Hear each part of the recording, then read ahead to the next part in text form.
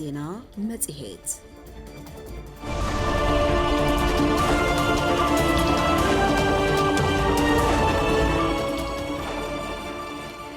سلام تعنا قبلنا تخطاتلتي فنومي سنة الواتر نتبربعت الراديو FM مغلا زينا مزيد تزعلات حزنا تارخيبنا لنا زينا مزيتنا حزرتن زرزراتن زيناتات وش تعدن وطن زينا بيزنسن كمون زينا سبورت كاتيتلو زيناتات بممراح ميرون عبادي كيدان زقاي بمداي تكنيك دما ميكائيل يمانا حبرناكم كنصنحنا فلما قنا قندنا تتاسينا ممحدار كتمام غلا بأستات 200 مليون برد سالت زرقها مسارة لمعات كاداستر كتمام غلا علاو غيرو زي حقاوي السدات مناسي دون مبال مناسي أبا بوليتيكاوي محبران قطاو نتفتات قصات في مقبار يقبايلو ممحدار كتما عدوا أبا ورد ريال لمطار 28 تنفاسسات نوع 20 معالستات كسال الزنحس توارد عمتاونات أو فرع عقابا حامد الماين تازازيمون كابا وصاي دما منيستر تعنا اسرائيل متقعتي ميسايل ايران سبي زحلفو 24 ساعات تراي 108 سبات غدات بصحيوم نابا هوسبيتال كم استوسدو افليتو نايزرون كالاتون زيناتات ناباخون كنبصحنا فلما غنا حزر سينتا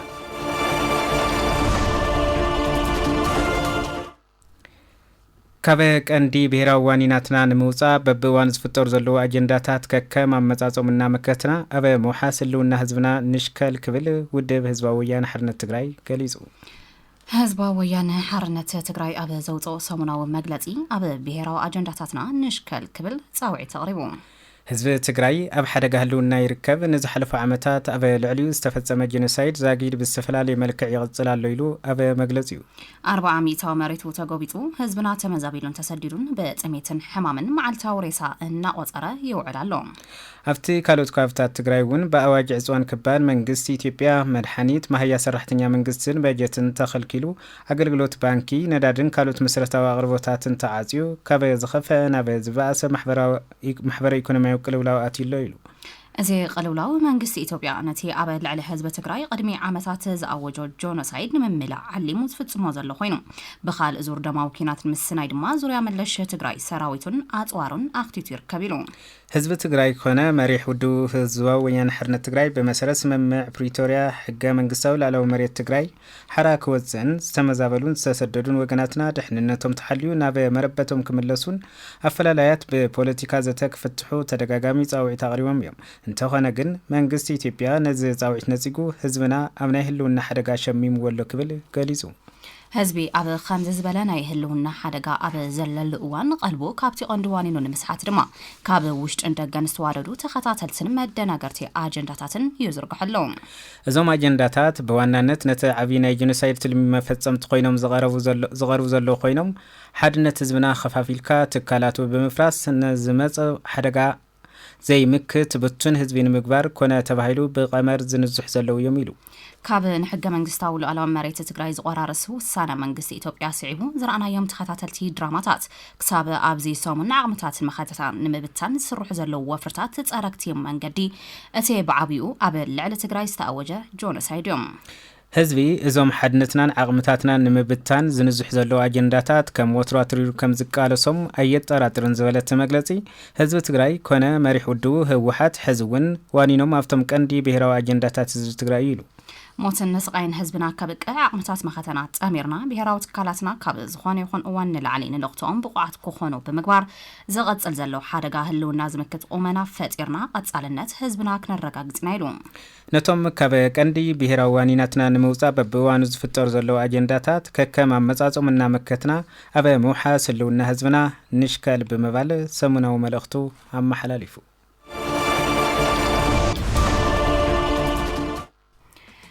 أب زباد دوبو مبرق وردا سب عندرتا أب معقات زي حقاو سدات مناسي مسار زقبرة ميت تساليتون اتي زوبا ببغزيو زقبرو ناي مكلخال سرحتي بمسرحن كلا فتشان بركز زولو زي حقاويان تقوع السمناسي بمحاز ناب بيت سومن عدومن إنا ملسا مصنحو يفلات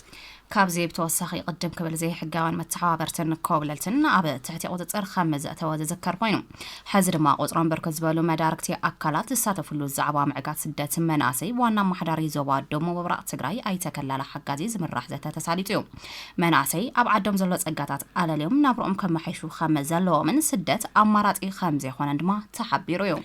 زي حقاويان دلالو مست حزقتي منا زلو كل عينست عزواتات مخنيات بمقبارن بمتلالن هيوت بزحت مناسي كم متفاق وطو كم زقبادما تاقليزو أتيت أبرات كوميتيت وقت تلخمز قبرون ناي حوار مرجداء غيرو يوم أبتي مدرخ كابل كوميشن بوليس كلل بيت صحفت من الشاكل للتاتات امر كوميتي زوبا دوبو مبرأن وردا سو عندرتان أبتي زوبا زركبو أهارتات سراويت تتغراين تاتا زوبا مغالا حاويسو ناي شوعتك فلكتماتات عززتي بولايس تساتفتي خوينام قبل قدات كوميونيكيشن زوبا دوبو مبرأ تغراي تسابسيبو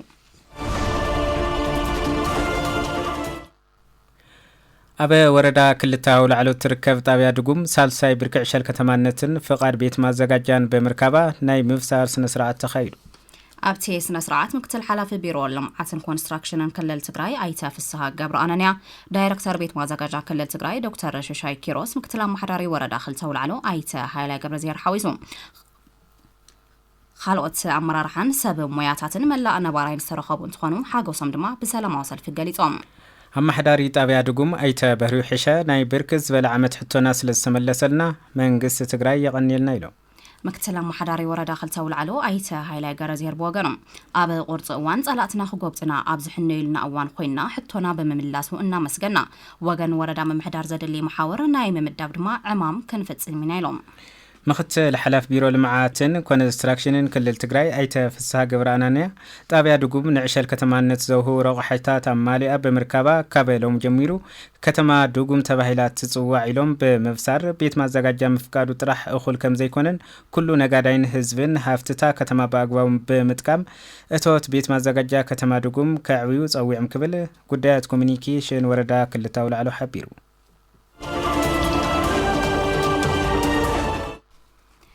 أبه ورد رايا لمات أب 28 تفاسسات نا 10 معالجات خصالة صنحس توارد عمتاو ناس أوفري عقبة حمد الماين تزازيمو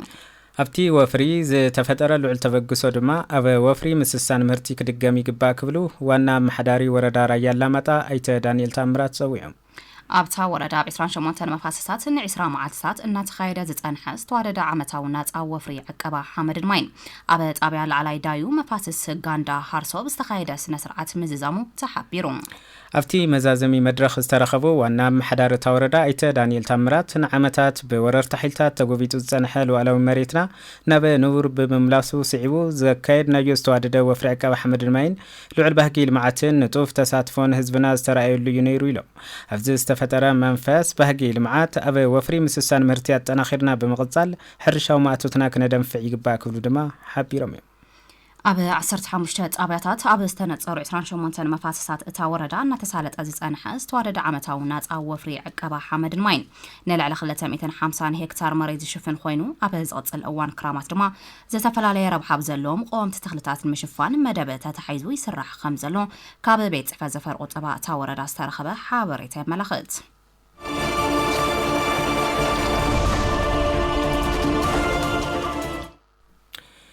كاب فنو 204 راديو في مغلز فنو زينا علتاو زينا مصيتنا نغصليو زي حقاو سدات مناسي دو نمبال مناسي أبي بوليتيكاوي محبرون قطاون نتفتات كساتفو مقبار يقبايلو من محدار كتما عدوا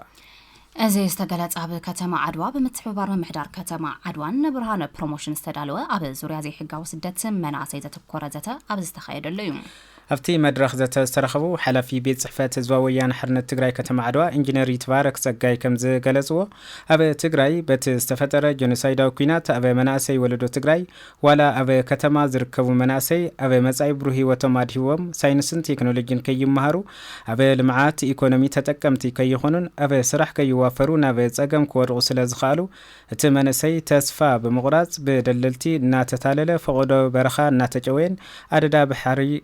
خنن يركبيلو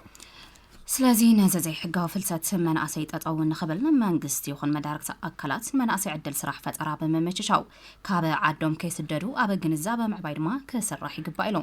مهور تاريخ ምሁር ታሪክ መምህር ኤፍሬም ወልደ ጊዮርጊስ ብግዶም ዘጋጥም ዘሎ ዘይሕጋዊ ፍልሰት መናእሰይ መፍትሒ ብምሃብ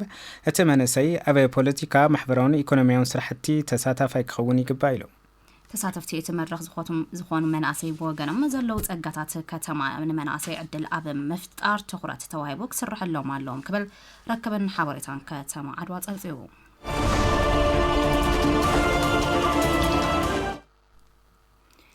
ብሰንኪ ብመንግስቲ ፌደራል ዝፍጸም ዘሎ ክልኸላ ነዳድን ናውቲ ሕክምናን ግቡእ ግልጋሎት ንምሃብ ከም ዝተጸገመ ሓፈሻዊ ሆስፒታል ቅድስት ማርያም ኣክሱም ገሊጹ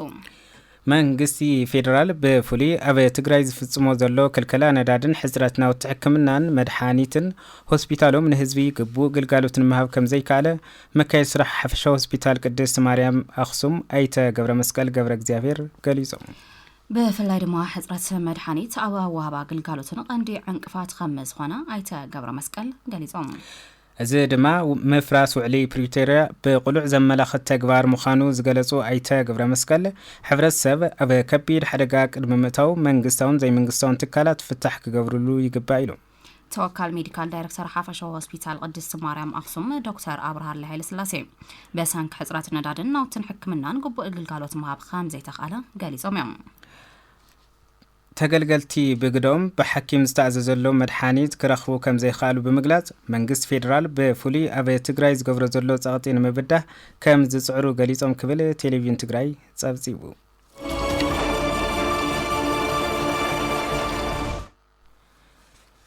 ኣብ ወረዳ ጉለመኸዳት ትርከብ ከተማ ፋጺ ካብ እዋን ናብ እዋን ብተርእዮ ዘላ ዕብየት ካብ ብርኪ 2 ናብ ብርኪ 10 ከተማ 1 ክትሰጋገር ዕብየት ከተማነት ተዋሂብዋ በዚ ዕለት ኣብ ዝተሳለጠ ስነ ስርዓት ምሃብ ኣፍልጦ ብርኪ ዕብየት ኣካይዲ ስራሕ ቤት ማዘጋጃ ከተማ ፋጺ መምህር ከሰተ ተስፋ መስቀል ከም ዝበልዎ ኣብ ቅልጡፍ ብርኪ ዕብየት ትርከብ ከተማ ፋጺ ኣብዚ ሕዚ እዋን ናብ 10 ከተማ ብርኪ 1 ምስግጋራ ኢንቨስትመንት ብዝበለጸ ክትስሕብ ኣብ ዕብየትን ምቹውነትን ነበርታ ድማ ዝሓሸ ውፅኢት ከተመዝግብ ዝሕግዝ ኢሎም ኣብ ቢሮ ልምዓት ከተማን ኮንስትራክሽንን ትግራይ ዳይሬክተሬት መምሕያሽ ግልጋሎት ኣብያተ ማዘጋጃ ዶክተር ሽሻይ ኪሮስ ኣብቲ ዝተሳለጠ መድረኽ ከም ዝበልዎ ኣብዚ ሕዚ እዋን 34 ሚታዊ ህዝብና ኣብ ከተማታት ይነብር ተባሂሉ ይግመት ምስ በሉ ከተማታት ናብ ኢንዱስትሪያላይዜሽን ክሰጋገራን ቅልጡፍ ልምዓት ንኽረጋግጻን ብርኪ ዕብየትን ብቐጻልነት ሓፍ ክብል ክስራሕ ኣለዎ ኢሎም በተወሳኺ ኢሎም ዶክተር ሽሻይ ከተማ ፋጺ 10 ከተማ ብርኪ 1 ኣፍልጦ ምርከባ ስራሕቲ ኢንቨስትመንት ብስፍሓት ክትስሕብ እቶታ ክትዓቢ ከም ውፅኢት ድማ ዕድል ስራሕ ኣብ ምፍጣር ይኹን ነበርታ ምቹውቲ ኣብ ምዃን ዝለዓለ ትርጉም ከም ዘለዎ ሓቢሮም ገለ ነበርቲ 10 ከተማ ፋጺ ኣብ ክልቲ ተዋሂቡ ዘሎ ኣፍልጦ ከም ዝበልዎ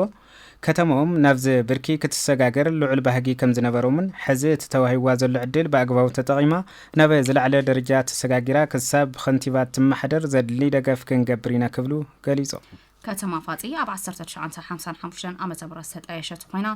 ልዕሊ 11,000 ህዝቢ ከም ዝነበረላ ድማ ንምፍላጥ ተኻኢሉ እዩ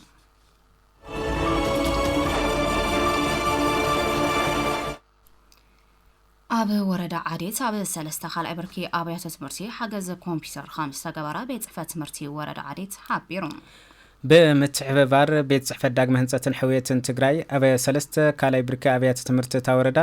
ንሓፈሻዊ ካልኣይ ብርኪ ቤት ትምህርቲ ክንፈ መለስ ዜናውን ዕዳጋ በርሀን ንሕድሕደን 35 ኮምፒተር ሓገዝ ከም ዝተገበረለንን ኣብ ቤት ጽሕፈት ታወረዳ ኸይዲ ስራሕ ልምዓት መምሃራን መምህር በርሂ መስፍን ገሊጾም አተሓባባሪ ፕሮጀክት CR4CACE ወረዳ ዓዴት ኣይተ ጽጋቤ ወንድም ዓለም በወገኖም ኣብዚ ወረዳ ዓንዮም ንዝነበሩ መሰረተ ልምዓት መንግስቲ ኣብ ማይ ትምህርትን ንጥዕናን ፀመተ ብምግባር ናይ ሕውየት ስራሕቲ እናተሰርሑ ከም ዝመጹን ሕዚ ድማ ከም ወረዳ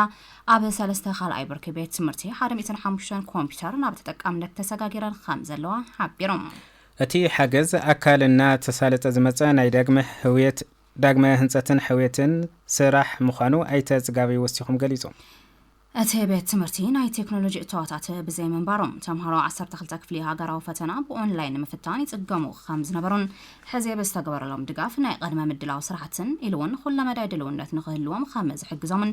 ዓብዪ ተስፋ ከም ዝገበረሎምን ተምሃሮን መምሃራንን ገሊጾም ክብል ሓበሬታን ረክብን እታ ወረዳ ኣብ ዝለኣኹ ሓበሬታ መለኸት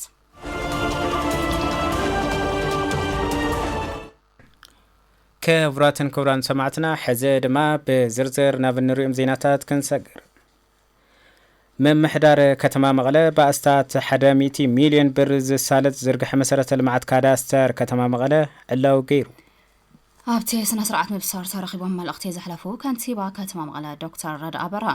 ፍልፍል ኩሎም ሃፍትታት ዝኾነ መሬት በአግባቡ ንምምሕዳርን ንምጥቃምን ዘመነ ስርዓተ ምሕደራ መሬት ንኽህሉ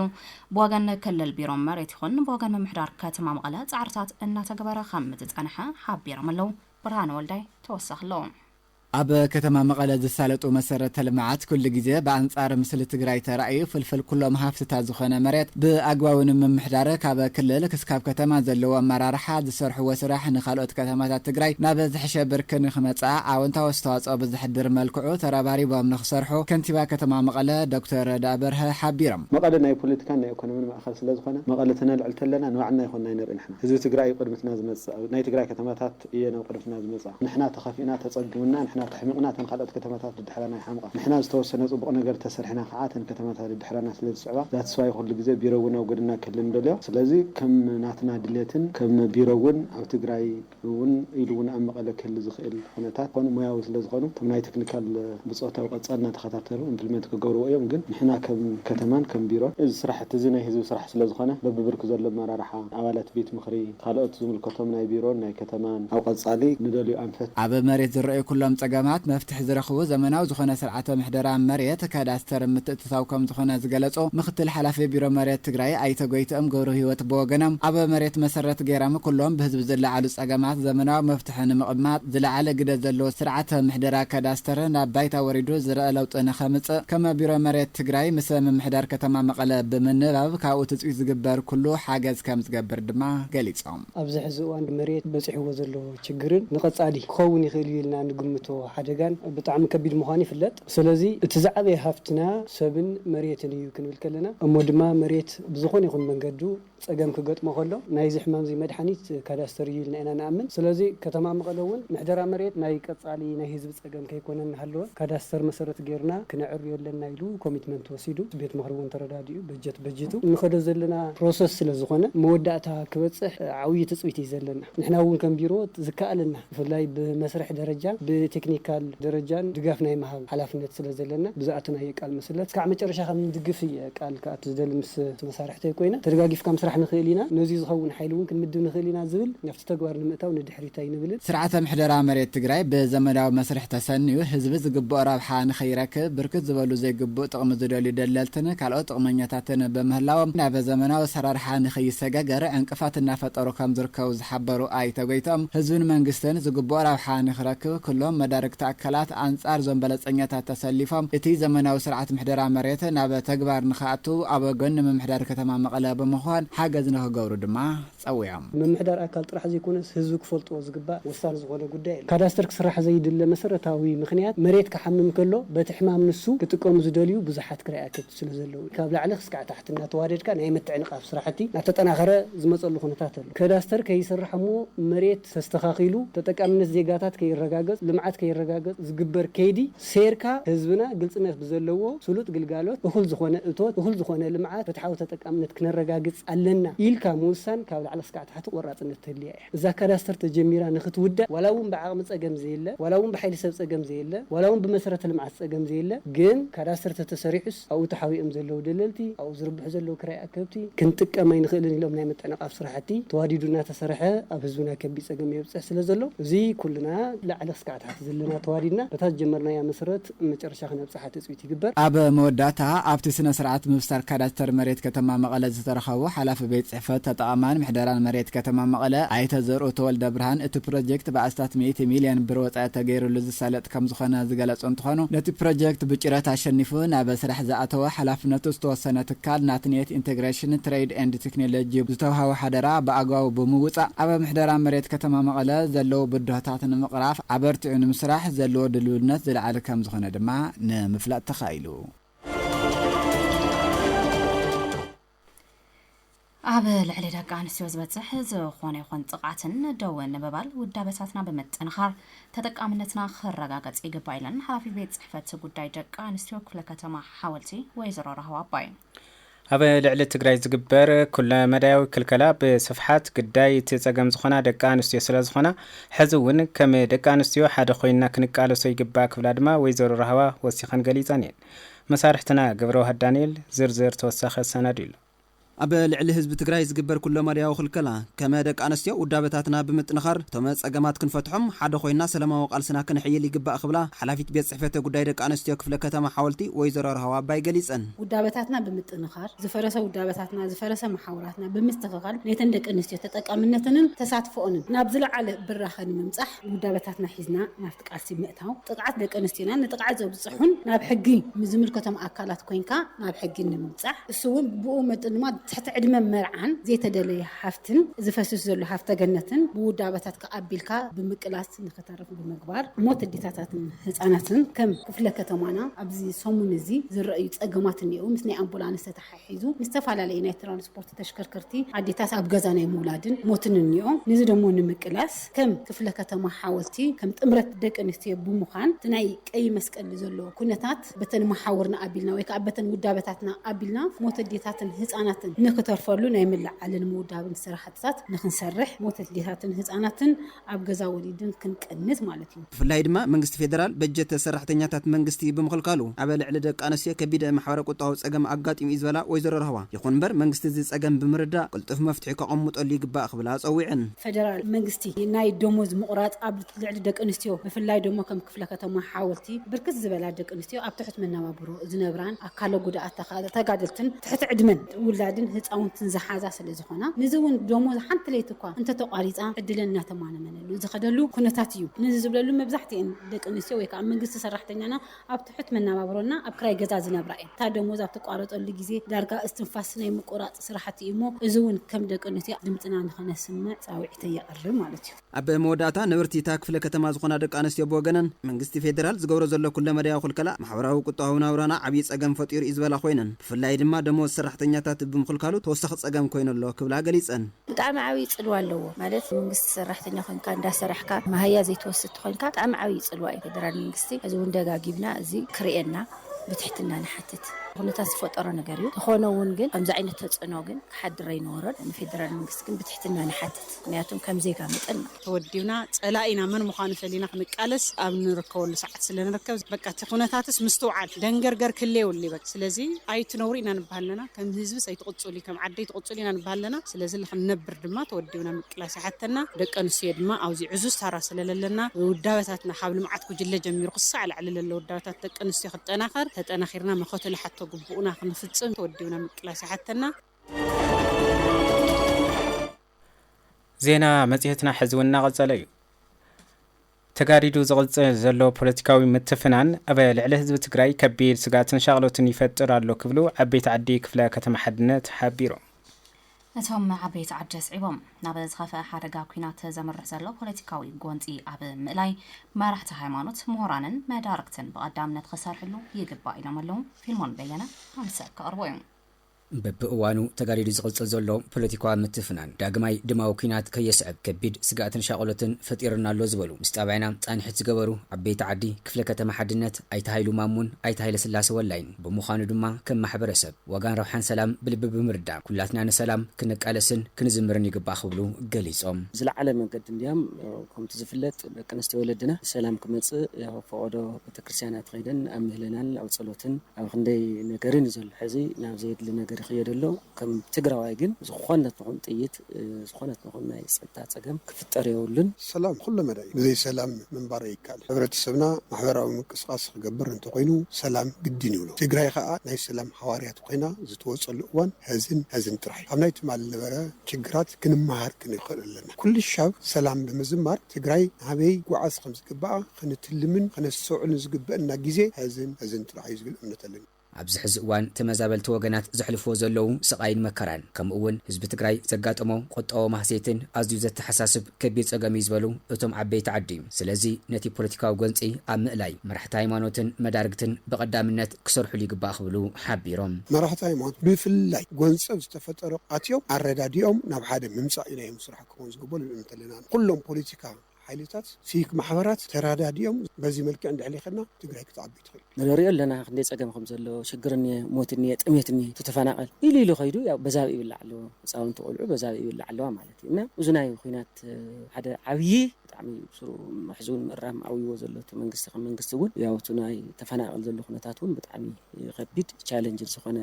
ስታይ ኮይኑ እዚ ናይ ኢኮኖሚ ፀገም እውን ከቢድ እዩ ኣብ መወዳእታ ከም ርእቶም እቶም ዓበይቲ ዓዲ ፖለቲካውያን መራሕቲ ትግራይ ውሽጣዊ ፀገማቶም ተቀራሪቦም ሰላማዊ ብዝኾነ መንገዲ ክፈትሕዎ ይግባእ ድሕሪ ምባል ኩሉም ክፋል ሕብረተሰብ ድማ ኣብ ብሄራዊ ረብሓታቱ ብሓድነት ብምዕሳል ሕዌት ትግራይ ንምግሃድ ብሓባር ክረባረብ ይግባእ ኢሎም ተፈናጢትካ ዘሎ ኣረኣያ ናብ ሓደ ከምፀና ይኽእል ሲቪክ ማሕበራትን ፖለቲካ ኣረኣያ ዘለዎም ሰባትን ተጠርኒፎም ናብ ሓደ ተመፅኦም ኣሕና ናብ ሓደ መፅና ኣይንብተንን ሕብረተሰብና ናብ ሓደ ክመፅእ ኮይኑ ኩሉ ዝተራዳደሉ ግዜያዊ መንግስቲ ተመስሪቱ ክኸድ ከሎ እዩ ህዝቢ ከም ህዝቢ ባዕሉ ተቀዳድዩ ተረዳድዩ ሓሳባቱ ላተለዋወጠ እናተረዳድአ መፍትሒ ናይ ምፍጣር መንሽሙ ግን ክፈጥር ኣሎ ብዙሕ ሒዝና ኒአና ካይዳ ህዝቢ ትግራይ ሕዚ እውን ላብ ዘየድሊ ዓዘቕቲ ከምዝኣቲ እየ ዝኣምን ክረዳዳእ ክእል ኣለዎ ባህላዊ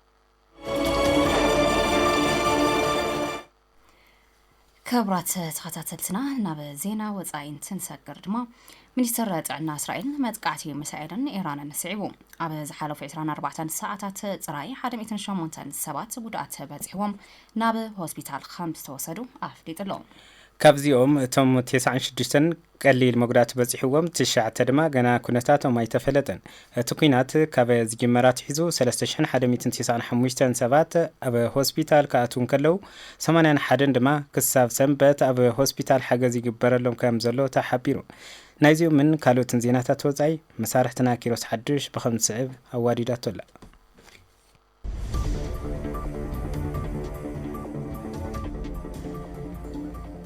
يمسكن مس زيناتات وطا زعلت كيروس حدش حبيركم كصنحيه فلمانا بزحرخو زينا وطاي كسكركم اب زحلفو 24 ساعات جميرو لعل 100 سبات هوسبيتال كم زعتيو اسرائيل افليطا منستر طعنا اسرائيل متقعتي مسائل ايران سعبو اب زحلفو 24 ساعات طرح 108 سبات غدات بصحو ناب هوسبيتال كم توسدو افليطو كابزيومتهم 96 قليل مغدات بصحوهم 9 دما غنا خنوتاتهم اي تفلطن بمال دما حبيرلو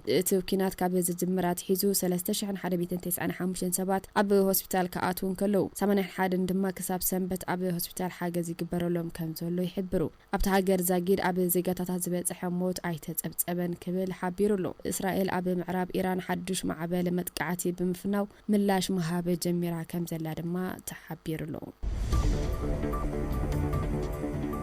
أمريكا سمزرزر نايتهم بحرقة نفاريت زموتو شدشت وتادرات علاوي كما زقابرات تحبيرو أقدم بلوم شدشت وتادرات أمريكا أبو كويت حاد دما أبو سعودي تقاتلهم نيروم يوم إذا كنات كابزو لعبو حدو 4 نفرت أمريكا توقعا كما زود قدمات حبريتا يقلد حنتي كاباتن دمان العلوي هايمانوتو ومراحي إيران آيات الله خاماني زدبدبت نفاريت كم زخونة دما تقليز له أبو مجمرتا مقابي سلسي إف 15 زعينتا نفاريت وقا أمريكا أبو سمايات كويت كما زود أزذكر خوينو أبتن نفرت زنبر شدشتهم عبالات بسلام كم زود وكان تحبر انت صنحه يكون مبر اذن سرحيت بوينغ زخونا كيسي 135 سراويت امريكا اب موداتا 1950 مجمرتا 1960 جميرو زتقملن عبيت وتادرات نفرتين اذن نفرتي اب سماين كلوان نفرت وق ندادي ناي مملع مزلون خوينن اتن نفرت وق ندادي مملع ناب مريتنا بمراخب كعلبا بسماين نويح ساعاتن نويح رحقه كغعاز يخلن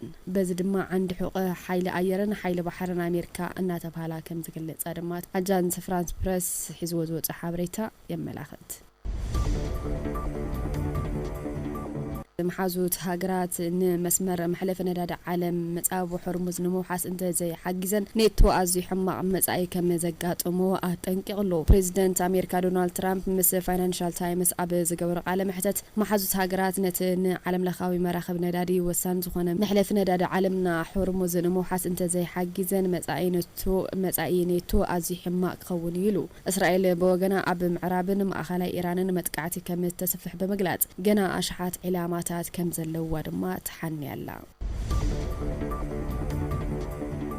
رويترز حزب وابزوت حبريتا سب مزي حبرات إمريت عرب سنكي مس سب ألبونا فرتيست أساسر كستات مخزن ندال الدحري مصلاوستل على بارع حوس عبونا حدا ليتي براراتات نجزئو كم استقهرت أفليتهم إذا دما زخنا مقداتي كم زي بصحكو أنت زي تقلت دحرنا تزبنا مرقات خلو أدلاي سقم تاتي وسر كم زلو دما تحبير له سب مزي حبرات إمريت عرب أب تويتر قطعم أب زفر وصحف مقرات ترافيك أير دحرنا تخلهم توقعستنا سرحتنياتات مرقات زوسد نايت نقاعو سقمت مخون بمقلاص توقعست حدش حبريتان مركاب دما نعلاو قط منقد أير نايت عدي كوكسو حبير له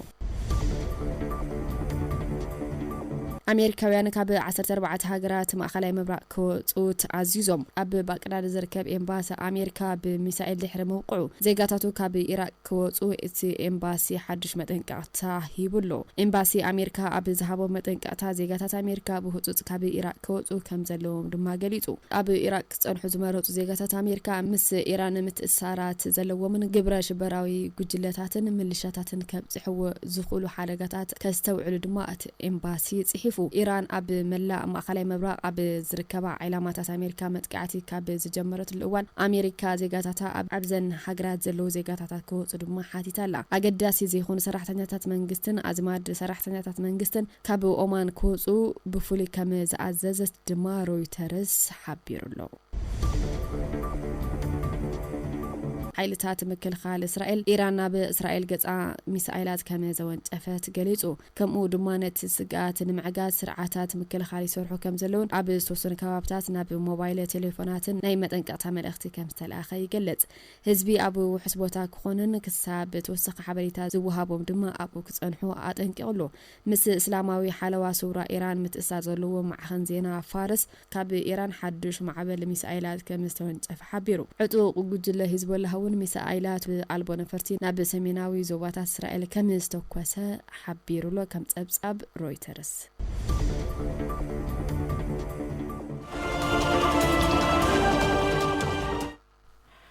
حز دما ناب علتاو زينا بيزنس كنسجر سجمات تصور سرعة فاينانس نمتياش أب تجري زلوا هفتي بعقوة متكام وساني تبايلو كمون أمازون جوجل ميتان مايكروسوفتن تشات جيبتن أبي إسرائيل خلتن ناي AI قدم خابز اللع على تحيزم قوامي ناي كاربون كريديت معداق والسيخام خامز لو مسرات أتي CNBC بناي كاربون كريديت من محدار مدرخ سيزر استأكبه حابريتا يحبر ناي زيو من خالو تنزينات بيزنس دما مسارتنا بينيام هايلاي 5 كاربوين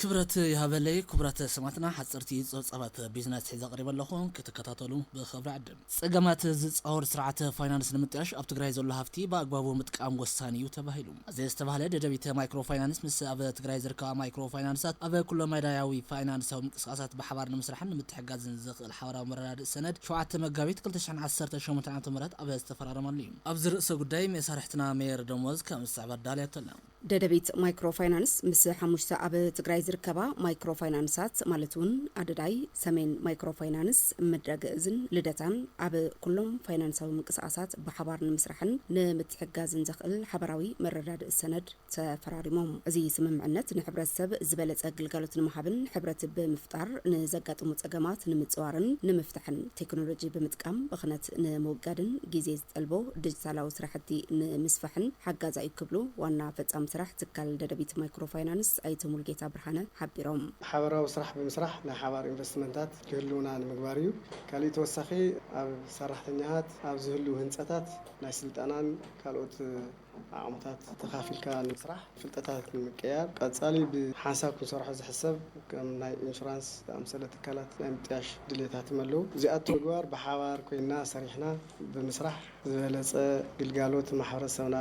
በመሃብ ልዕል ኩሉ ድማ ምስቲ ግዜ ዝኸይድ ተጻዋራይነትን ዘሎ ምህዞታትን ንምጥቃም ተዓለመ እዩ ኣብ ትግራይ ዘሎ ሓፈሻዊ ምንቅስቃስ ህዝቢ ብዝረብሕ መልክዑ ኣብ ትግራይ ዝርከቡ ትካላት ማይክሮ ፋይናንስ ምትሕባርን ሓድነት ምፍጣር ምፍጣርን ህዝቢ ንዝረክቦ ግልጋሎት ወሳኒ እዩ ክብሉ ዋና ስራሕ ፈጻሚ ትካል ማይክሮፋይናንስ አደዳይ አይተ ክብረአብ ዓሳየህን ገሊጾም ተጠቃላሉ ኩነታት ኣብ መንጎና ዘሎ ዝተፈላለዩ ጥንካሬን ሕጽረትን ኣለውና ስለዚ ተሓደ ዘለዎ ጥንካሬ ነቲ ሓደ ክምህር ተሓደ ዘለዎ ሕጽረት ድማ ብተሓደ ክሽፈን ናይ ምግባር ስራሕቲ እንትሰርሕና እቲ ማሕበረሰብ ብቐሊሉ ትኽረኽቦ ዝግባእ ግልጋሎት ክረክብ ይኽእል እዩ ካልኣይ እቲ ኢንዳስትሪ ድማ ብፍላይ ኣብ ትግራይ ንሕና ካብ ተወዳደርትነት ወፂና ናብ ሓበራዊ ግልጋሎት ንወሉ ብርኪ ክሰጋግረና ዝኽእል ስለዚ ናይ መጀመርያ መፈለምታ ናይ ስምዕነት እዩ ናብ ዝዓበየ ደረጃ ክበፅሕ ክእል ኣሎ ብዙሕ ጀመርናዮ ዝኒሄና ካልኦት ኣካላት ውሳተፍሉ ንሕናዊ እቲ ንዎ ግልጋሎት ንዓበየ ኸይዱ ተረክብናዊ ብኡ መጠን ብምምዕባል ዝሓሸ ግልጋሎት ንወሉ ኩነታት ምፍጣር ከድልየና እዩ ዋና ስራሕ ፈጻሚ ትካል ማይክሮፋይናንስ ሰሜን አይተ ሙኡዝ ገብረስላሴ ብወገኖም ጸገማት ዝጻውር ስርዓት ፋይናንስ ንምጥያሽ ኣብ ትግራይ ዘሎ ሃፍቲ በአግባቡ ንምጥቃም ተሓሳቢ ብምግባር እዩ ናብዚ ስምምዕነት ክንበጽሕ ክኢልና ክብሉ ሓቢሮም ናይዚ ሕብረት ዋና ተልእኮ ኣብ ትግራይ ዘሎ ፋይናንስ ሃፍቲ ቴክኖሎጂ ሓይሉ ሰብ ብሕብረት ውጽኢታዊ ዝኾነ ተጠቒምና ሕብረተሰብና ብጽሬት ግልጋሎት ክወሉ ባይታ ልምችቻ ከምኡውን ሬዚሊየንት ዝኾነ ወይ ጸገማት ዝጻውር ስርዓት ፋይናንስ ንምጥያሽ ስርዓት ፋይናንስ ክነጥያሽ ተኾይና ኣብ ትግራይ ዘሎ ሃፍቲ በግባ ክንጥቀም ኣለና ብልል ተሓሳቢ ካብ ኣደዳይ ማይክሮስኮፕ ደደቢት ተወግሶ ላዒሉ ኣብዚ ደረጃ እዚ ብምጽሓና ላዕለ ምስጋና ኣለና ካብ ልሙድ ኣሰራርሓ ብምውፃእ ኣብ ማሕበረሰብ ክረጋገጽ ዝድለ ዕቤት ንምምጻእን ንዘለው ጸገማት ፍታሕ ንምርካብን ሓበራዊ ለውጥን ዕቤትን ንምርካብን ብሕብረት ምስራሕ ወሳኒ እዩ ክብሉ ዋና ስራሕ ፈጻሚ ትካል ማይክሮፋይናንስ ምድረግእዝ አይተ ሃደራ ጣዕመ ገሊጾም ሓቢርና ክንዓቢ ኣብቲ ከባቢ እንድሕር ዕቤት ዝረጋገጽ እንድሕር ኮይኑ ኣብ ሓደ ከባቢ ማሕበራዊ ኢኮኖሚያዊ ለውጢ ክህሊ ተኮይኑ ቅድሚያት ፋይናንስ ሊድ ክገብር ክኽእል ኣሎ ሓደ ጠንካራ ማሕበረሰብ ኣሎ ክንብሎ ተኮይኑ ነዚ ሕዚ ዝገጥመና ዘሎ መፍትሒ ክኸውን ኢሉ ልብል ሓሳብ ኣለና ከም ትካል ከም ምድረግእዝ እውን ነዚ ቅቡል ብምግባር ኢና ናብዚ መፂና ኣለና እሞ ደጊመ ያው ቀጻሊ ዜና መጀመርያ እምበር ብቐጻልነቱ ካብዚ ብሰፍሐ መልክዑ ናብዚ ዓበየ ክሰጋገር ልኽእል እዩ ልብል ትምኒት ኣለኒ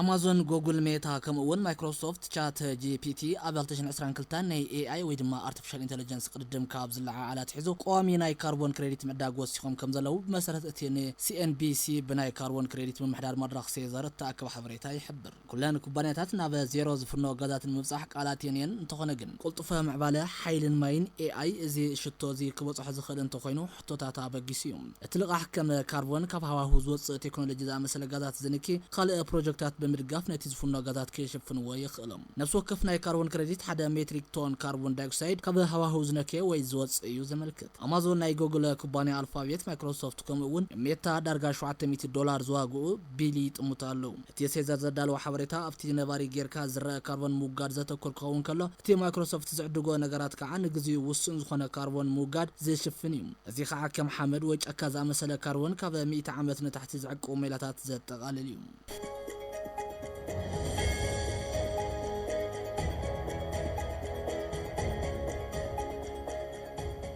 በተመሳሳሊ ዋጋ ሸርፍ ወጻኢ ክንርኢ ከለና $1 ኣሜሪካ ብ153 ብር እንዳተዓደገ ብ156 ብር ክሽየጥ ውዒሉ 1 ፓውንድ ስተርሊንግ ብ200 ብርን 54 ሳንቲም እንዳተዓደገ ብ240 ብርን 55 ሳንቲምን ክሽየጥ ውዒሉ 1 ዩሮ ብ176 ብርን 29 ሳንቲም እንዳተዓደገ ብ179 ብርን 81 ሳንቲምን ክሽየጥ ውዒሉ ሓደ ስዊስ ፍራንክ ብ191 ብርን 44 ሳንቲም እንዳተዓደገ ብ195 ብርን 27 ሳንቲምን ክሽየጥ ውዒሉ $1 ካናዳ ብ110 ብርን 20 ሳንቲም እንዳተዓደገ ብ112 ብርን 40 ሳንቲምን ክሽየጥ ውዒሉ ሓደ ስዑድ ሪያል ብ4 ብርን 77 ሳንቲም እንዳተዓደገ ብ41 ብርን 59 ሳንቲምን ክሽየጥ ውዒሉ ሓደ ኩዌት ዲናር ብዝለዓለ ዋጋ 490 ብር እንዳተዓደገ ብ499 ብርን 80 ሳንቲምን ክሽየጥ ውዒሉ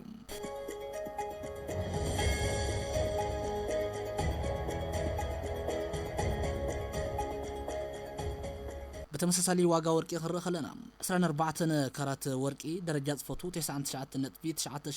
جرام 25.730 برن 9.7 سنتيمن كشيت وعلو 22 كرات ورقي 9.39 درجات فوتو جرام 23.588 برن 56 سنتيمن كشيت وعلو 10 كرات ورقي 82 درجات فوتو جرام 21.444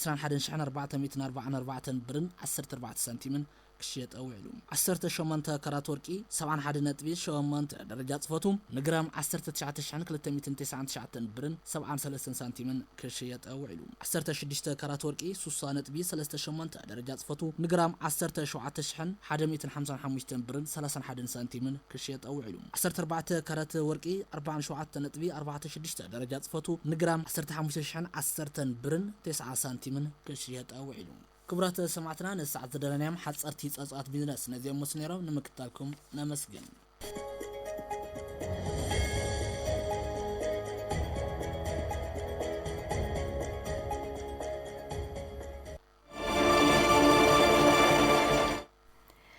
كبرات تخصصلتنا صبصبات سبورت وشت عدن وصا اندما مسارتنا فيلمون كيدو 5 ساعه كقربلنا يوم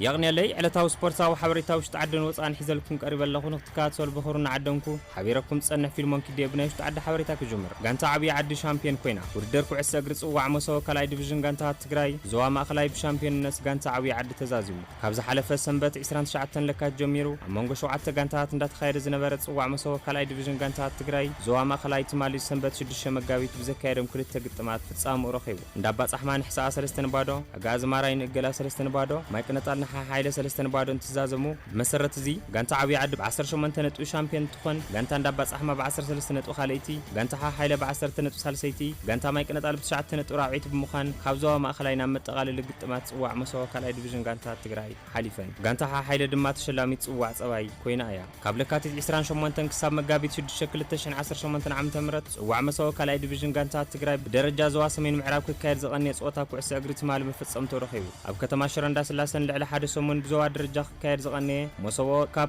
كلاي ديفيجن بغانتا زير غاص اوللتنت مال تزازمو ابت مزازم مسترخوا كوميشنر مبرات هافتو كوميشن سبورت كلل تግራይ كم زغلصو بسنكاب تግራይ استولع كينات سبورت كللنا اندحريت كم استملسن كاب زنمو صعب حدا سب هافتن اماتراتن زغبر زولا بركتو كمسكن كم زغبو تعيزيغا كفرن تخوينو كل زملكوت اكل امطنخار سبورت عزا استواصو كغبري غبا دحر مبالن لومي بدرجه زواسمين معراب اب كتما شرندا سلاسس سلط مسوا كاب كلاي ديفيجن ودر كوعس اغري ابا فقرت سبورت من نقاح خمس فترن تطناخير نخصلن بدرجه كلل كوميشن سبورت ون تخرت توهيو كم سرحلون اغنزيبان توان صوتا استرخوا فقرت سبورت بوغنم اتي كسالت زغني ودر مسوا كاب كلاي ديفيجن حباين مزناغعين كم زنبرن اب سبورت زرع زلو مزحال نقصالي بتخرت نخسرحلون صاوعيتو مقريوم اموداتان حدثو من كسالت زغني ودر مسوا كاب انتصاوتي نديانو ناسلطنتن اب صوتا عز استواصو نزغورو اكالتن كميداليا كساب سيرتيفيت شلمات كم استبركتلهم زفلت كوينو بزي مسرت زيرغا تشلم وانጫ انتكون سيم تادياو دما ناي صباي وانጫ تشلامت كم زخونت مفلات تخايلو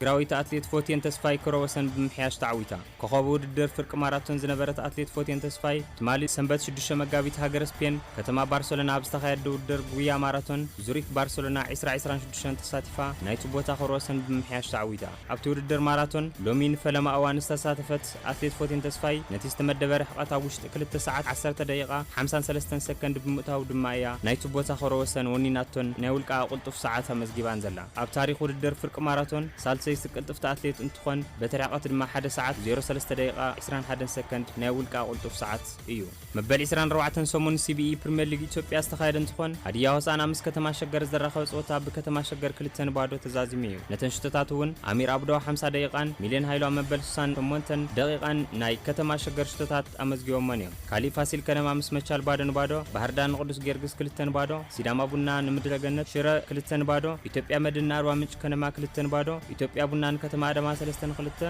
ኢትዮጵያ ንግድ ባንክን ከተማ ሐዋሳ 4-2 ኢትዮ ኤሌክትሪክን ከተማ ነገሌ አርሲ 2-0 መቀለ 70 5 ወላይታ ድቻ ባዶ ወልዋሎ ዩኒቨርሲቲ ዓዲግራት ድሬዳዋ ከነማ 1-0 ተዛዚሞም እዮም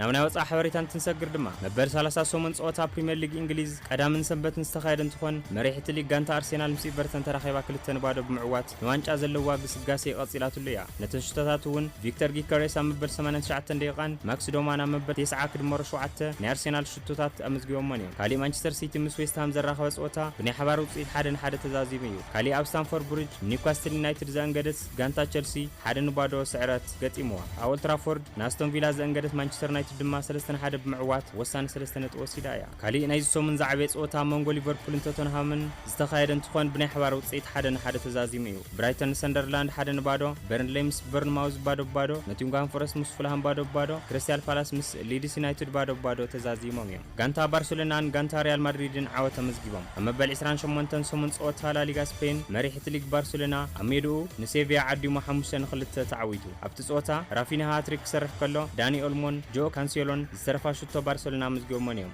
ኦሶን ሶውን ድማ ካብ ስዕረት ዘናገፋ ሽቶታት ሲቪያ ምዝጊቦም እዮም ካሊእ ሪያል ማድሪድ ንኢልቼ ዘራኸበ ጾታ ብዓወት ማድሪድ 4-1 ተዛዚሙ ነተን ሽቶታት እውን ሩዲገር ቫልቨርዲ ሁጅሰንን ኣርዳ ጉለርን ሽቶ ማድሪድ ከመዝግቡ ከለው ሽቶ ኢልቼ ድማ አንጀል ናብ ናይ ባዕሉ ኣመዝጊብዋ እዩ ካልእ ጾታታት ድማ ጂሮናን አትሌቲክ ቢልባኦ 3-0 አትሌቲኮ ማድሪድ ንጌታፌ 1-0 ሪያል ኦቪዶ ንቫሌንሺያ 1-0 ማሎርካን ኢስፓኞል 2-1 ሪያል ቢቲስ ምስ ሴልታ 1-0 ሪያል ሶሲዳድ ኦሳሱና 3-1 ተዛዚሞም እዮም ኣብ ዝተዛዘመ ፕሬዝዳንታዊ ምርጫ ባርሴሎና ሁዋን ላፖርታ እንተወሳኺ 5 ዓመታት ፕሬዝዳንት ክለብ ኩዕሶ እግሪ ባርሴሎና ኮይኑ ተመሪጹ ኣስታት 48,000 መረፅቲ ኣብ ካምፕኑ ድምፆም ክህቡ ከለው እቶም ዝተረፉ ድማ ኣብ ካልኦት 5 ነቕጣታት መረፃ ድምፆም ሂቦም እታ ክለብ ሁዋን ላፖርታ 68% ድምፂ ከም ዝረኸበ ኣፍሊጣ ካብ 2003 ክሳብ 2010 ነታ ካታላናዊት ክለብ ዝመርሐ ወዲ 63 ዓመት ላፖርታ ንሳልሳይ ግዜ እዮም ፕሬዝዳንት ዝኾን ልዕድል ረኺቦም ዘለው ኣብ መጀመርታ ናይ ስራሕ ዘመኑ ምስ ሊዮነል ሜስን ፔፕ ጋርዲዮላን ዕዉታት ዓመታት ምሕላፉን ይዝከር ላፖርታ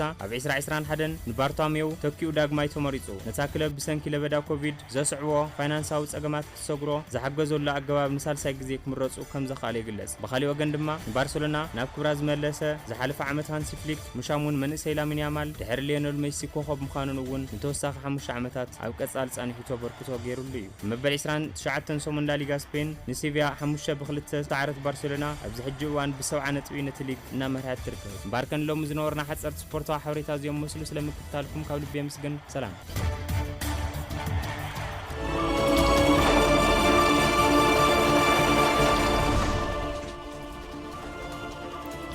ክብራት ተኸታተልትና ናይ ዝዕለት ዜናታት መጽሔት ቀድሚ መዘዛማ ዓበይቲ ነጥብታት ክነዘኻኽረኩም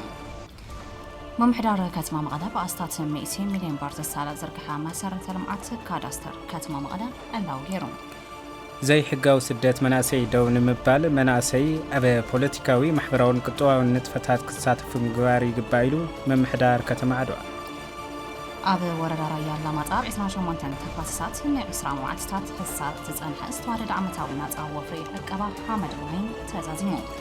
ሚኒስትሪ ጥዕና እስራኤል መጥቃዕቲ ሚሳኤል ኢራን ስዒቡ ኣብ ዝሓለፉ 24 ሰዓታት ጥራይ 108 ሰባት ጉዳት በፂሕዎም ናብ ሆስፒታል ከም ዝተወሰዱ ኣፍሊጡ ናይ ዝብሉን ካልኦትን ዜናታት እናመራሕና ሜሮን ኣባዲ ኪዳነ ጸጋይ ብመዳይ ቴክኒክ ድማ ሚካኤል የማነ ሓቢርናኩም ጸኒሕና ምስ ዝተረፉ ምድላዋት ፈኖሚትን 4.4 ሬድዮ ኤፍኤም መቐለ ሰናይ ግዜ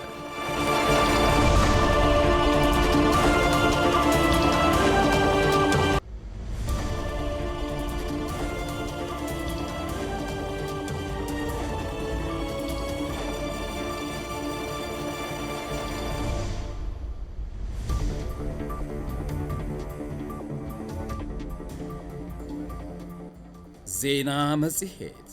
ዜና መጽሔት